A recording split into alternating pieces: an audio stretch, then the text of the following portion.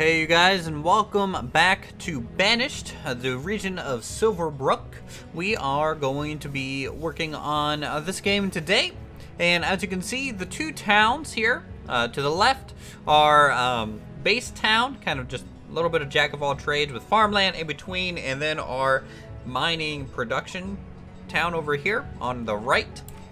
They're actually starting to take really good shape here. So you can see a lot of fence work being laid, and I've been working a little bit off camera to try and finish that up so you guys can kind of see everything kind of blocking out, and really fills in the countryside when you get fence work around, because it really kind of gives you that man-made hard border, especially up here. And when the forest kind of regrows along of it, I think it'll look really beautiful. You'll see a lot of paused buildings right now. These are things that I kind of plan to use in the future once we are ready for it. These are like windmills, bakeries, and things.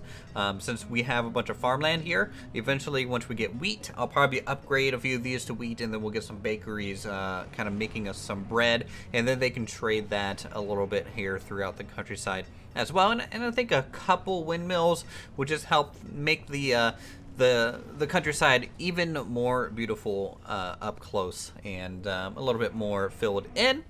Other than that, we aren't working on either of these two towns today. At least I hope so. You never know when it comes to Banished. A terrible disaster could spring up and we might have to change things. But right now, things are pretty stable. We have 16 free laborers, 5 builders going around working on some fence work that's kind of left to construct after everything else has been laid. You can see there's some stone fences going up here just to, break up the wood a little bit. And things are kind of looking pretty good right now. What I want to do is continue work on getting some additional construction resource materials. I'm thinking more hardwood and some more lumber mills and things so that we can construct more advanced buildings. And this is going to be another kind of a resource-specific town. I'm thinking about going out here to the left a little bit and actually building about right here along this lake, and then also a little bit along this river. So it's going to be an interesting shape of a town here, because you can see the terrain is a little bit against us. It's not super flat or open or anything like that, but overall I think it has a great potential to look interesting and unique compared to the rest. And they are relatively close. You don't want to spread out your towns too much. Like this distance here, from point A to point B, that's pretty far for a banished town to be from other areas. So something to keep in mind. And as I said, this town I want to do some hardwood and some other things like that. And to do so, we need to start kind of gathering up some of these resources so that they don't have to carry anything from our previous locations. And this might be the actual logging area here, because you can see how open it is. Let's actually see what kind of hardwood. Let's see, there's bamboo, Forester's Lodge palm, Forester's Lodge new trees, and Forester's Lodge. Where's the hardwood? There's the hardwood foresters. So that's pretty good. Collects wood logs or hardwood for the small price of a civil thinning. Huh, interesting. Logging barge. Might be something we kind of build along here, make it look like we're actually shipping these things out. Dense tree shack. Not really worried about that. Yeah. So, mother of all trees. Look at that. That's weird. There's some things that I don't think I'll ever use. But anyways, there's a couple of hardwood foresters lodges, so I'm gonna try and get these in good areas, such as here, here, and here. So we're gonna have 3. This is gonna provide pretty much all of our hardwood going forward, and hopefully at a decent enough rate. In all, it's gonna cover up pretty much this whole area. We're gonna have a few things kind of start creeping in along this section, especially say along the lake bed and a little bit along the river here as the town kind of develops this area. And we'll see how it works. Another big thing to probably do is get a big stockpile This is a common thing, so that we can store all these raw resources that are locally sourced in the area here. And we'll go ahead and increase the priority of this stockpile, I think pretty much max, right? Because we want this to be up there. There we go. And as soon as they can, they'll get on that. I don't know how I want to handle the roads to get to this area. We could have a road going along this side of the river and connecting a little bit into the town here.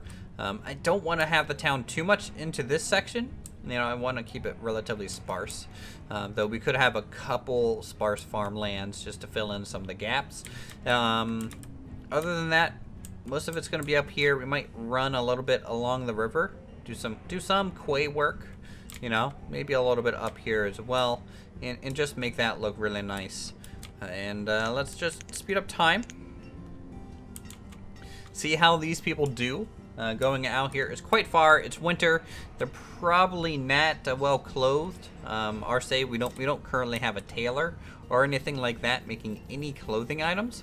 So it will be interesting once we get to that point how that handles. Wow, look at all this iron that's sticking out here near the quarries. This looks really cool. This makes this whole industrial area really lived in. You know, it looks very densely detailed, and like a whole bunch of things going on along this section.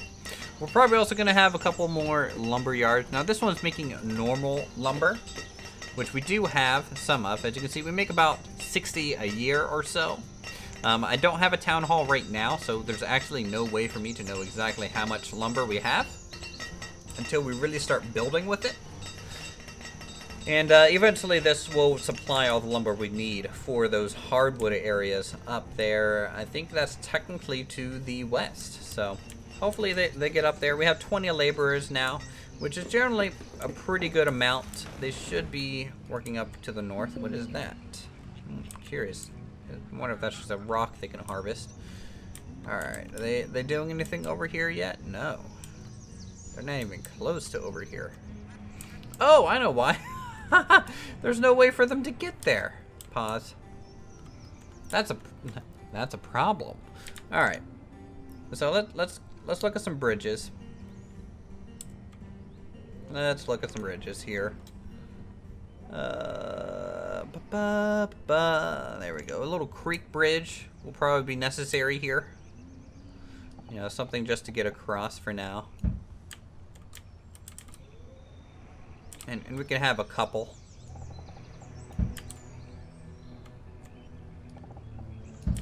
There we go. And I really want this place to look interesting in how it interacts with all this stuff. Covered bridge could be cool. I have no clue what a covered bridge looks like. Wow, okay. Old creek bridge, placeable small bridge to span small creeks. Oh, look, this is like a prefab one. That looks neat too. Actually, let's see. Can I find the bridge that I just placed? Ah, we'll let this one row. We'll row with this one. That's fine. And let's just get a railroad bridge. Jesus Christ. Okay. Let's just get a normal wooden bridge up here. Kind of be a major crossing point. Eventually, because we'll have this road and we'll do another crossing point just out of town out there. Maybe we'll have a row going this way. That might be good. Okay, there we go. So that'll hopefully help the builders actually get over there. We aren't trading yet with this outpost, these trading docks, because again, without a town hall, I don't quite know exactly what I have access of to start trading with. You know, I guess firewood is always a good option here. So let's see. Let's put 100 firewood in this one, and 100 firewood in that. Yeah, and I think that'll at least give us some potential buying power. Not a whole lot, but we'll see. We'll see. I forget how much is firewood worth? Forget. 4. So that's a 400 value. Not much. We might be able to buy an animal, but seeds are like 2,000, 4,000. So you can tell that's definitely going to take a lot to get there. Wow. Okay, I did not expect these bridges to be a bit of a mistake. So let's go up here and increase priority on these two guys, so that we can start getting into this area. I'm a little worried that they're going to walk around the lake. In fact, there's just absolutely no way to access this point. So that's really the problem right now. I guess other than that, we can, I don't know, we'll just do a skip, I think, here, so that we can actually get some progress this episode. Okay, we might have run into a little bit of a problem. As you can see, I let it run for a bit to see if they could actually finish the work off camera, but it seems like they decided to start starving to death. In case this happens, hope for the best, because recovering from such a dramatic decrease in your workforce can be pretty tough. What we had to really start doing is start taking people out of school so that you can try and keep your laborer population as quickly as possible, because as you can see, people are dying kind of left and right. And what this will do is start kind of really shifting your population around quickly. In such an event... Did I just lose my teacher? In such an event, what I would recommend doing is, one, keeping the school closed. So let's go ahead and get the one teacher out of there permanently. This is going to push all new laborers to go instantly into a job. And hopefully they will start backfilling some of these positions that are kind of opening up. Out here, we cleared out some land. We have some homes out here. I'm trying to get a trader out here as well to help try and bring resources to them. The less they have to walk out here, the better, and the quicker this whole project's gonna go.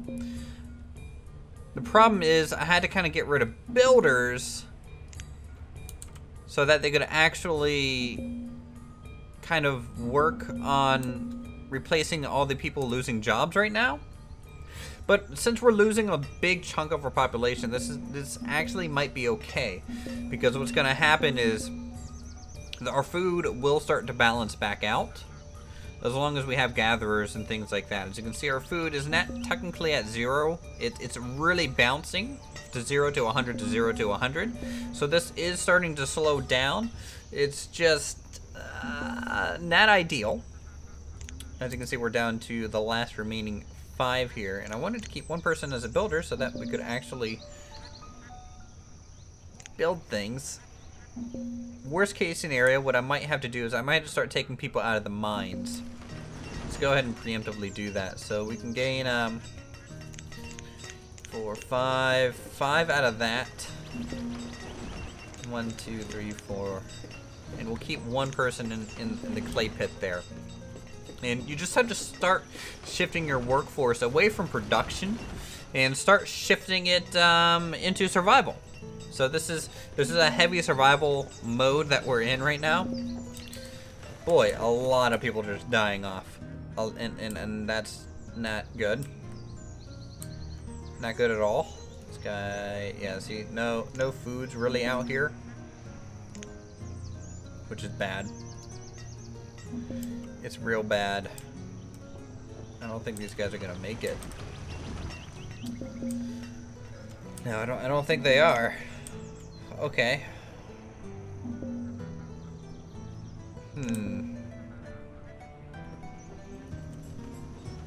I still have to keep one builder. Let's get rid of 5 more of these miners. In fact, we'll just halt all production in this town. We'll get rid of the lumberyard. Actually, no. We'll get rid of this here, and also the kiln. That's fine. We'll go ahead and start to get rid of some foresters. as well. We'll get rid of these 2 traders because we're not doing any trading anyway, so no point in having them in there. So that bumped our labor force back up a little bit. I'm gonna pop a second person into a construction worker here.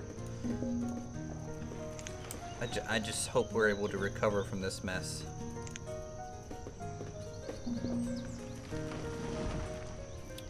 And a big issue is that every time someone dies, what'll happen is... Do I have enough gatherers? Hold on. Gather. 8 out of 12. Let's bump that up to 12. What'll happen is, whenever one of them dies... Say someone dies out here and they work at this gatherer's hut. Someone has to go from the city now and start working out here. And they have to make that long trek, and that just instantly makes everything slower. Oh boy. Oh boy, okay. What can I do here? Get rid of the clerics. Do I have any other worthless things? Get rid of a couple vendors.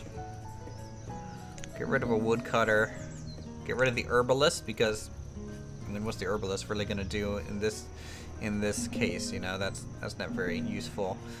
We can get rid of all but one blacksmith.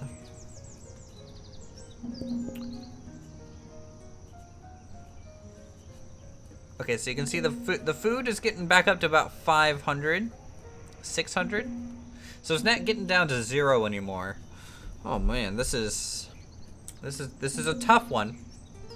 But I think we're in a position that we can still recover from this. A lot of people died off, but that's fine. As long as we have people to start restocking up our food supplies, we'll be okay. And we still have tools, so that's fine.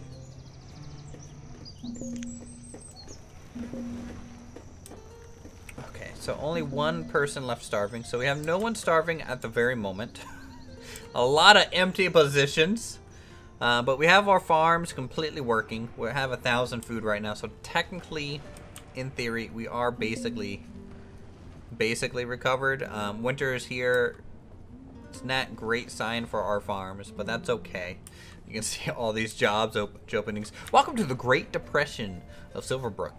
This is what happens. So you can see how hard it is to build so far away. I mean, I've let it run for 4 years, and it took 4 years just to get a gatherer's hut out here and some other small things. We have a little bit of people working out here and living in these little tents. I made little tents. We're basically living in a campsite, this temporary thing, so we can clear land and get some structures, because I want to try and make this thing self-sufficient.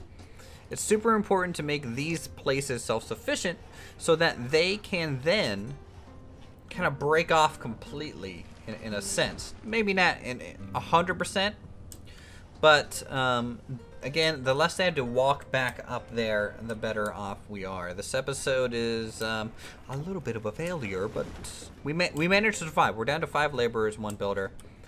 You know, I'm fine with that. That is a very stable thing. You can see our food supply is shooting back up right now.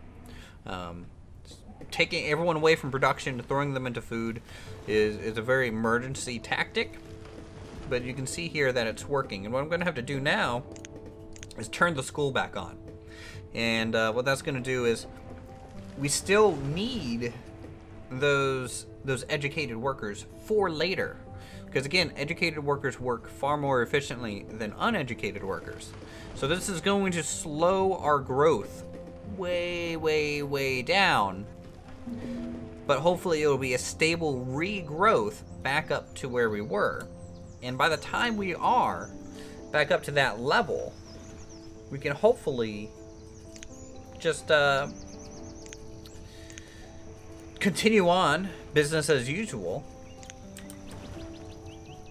You can see these 2 towns are fairly stable. They're fairly fine. The problem is when you start introducing this huge labor workforce to try and get down here, problems really arose. We have some tents. That's good. We have our little barn. So the 4 gatherers that work out here hopefully don't have to move too far. Just make sure. Yeah. So everyone that works out here lives out here. They have a food supply. They have a trader. The trader's bringing things that they might need, whether that's firewood or anything like that. So in essence, they're pretty safe. Let's go up here. Make sure we're halting production on these as well. Yeah, it's a full stop. It's a full stop. We've basically lost half of our progress now in terms of population. We still have plenty of empty homes. Our population will bounce back, I believe, pretty quickly in this case. We just have to be mindful that if we have an aging population right now and they start going, we don't have enough laborers to kind of replace them quickly enough. That's the next hurdle when you survive these really bad food shortages in Banished. It's not game over yet. I think we're still fine. This large stockpile is here, so when we do get our increased workforce again, we'll be able to store everything out here, build this up, hopefully pretty quickly. These guys are gathering a whole bunch of food. Gatherer's huts, amazing food production. As always, you can see we're down to 1 laborer, 1 builder. Anything being built out here? I don't think so, so we'll go ahead and just pop off the builder. And at this point, it's just waiting game. Waiting game again. Banished sometimes is a big waiting game. It's a beautiful waiting game. There's a lot of stuff going on here. You know, there's still plenty of detail I want to add to these 2 villages. Plenty of little fence work, little storage things, just to make it look even more lived in. Because right now they're still a little plain. But that's okay. Things will get added over time. I mean, like, just these fence works alone cost a lot of resources to do, which is a big drain on the economy themselves. You know, trying to make something really beautiful can be tough. Alright, let's dismiss this. Alright, so we already have 3 people back in school. So it'll be a little bit until we recover. What I'm going to do is I'm going to go ahead and end this episode here. Thank you guys so much for watching on this episode of Banished. It's going to take me quite a while to get us back up to 100% growing, thriving of a population. I just love watching them go across this bridge. It's a very high traffic area. Very, very nice. Look at that. Might need to upgrade this to a double wide. If you guys enjoyed this episode of Banished, feel free to subscribe for more creative goodness such as this. Hit that like button. Leave a comment down below on how much I'm a noob and making my people starve over the past 3 years in game. But you know, this happens. Banished, it's a common thing. We're recovering from it though. With that, next episode we will go ahead and expand out and hopefully be back up to create this hardwood lumber mill town that we need so that we can start building more city-like structures and a proper main city hub over to the east. And I'll see you guys in the next episode.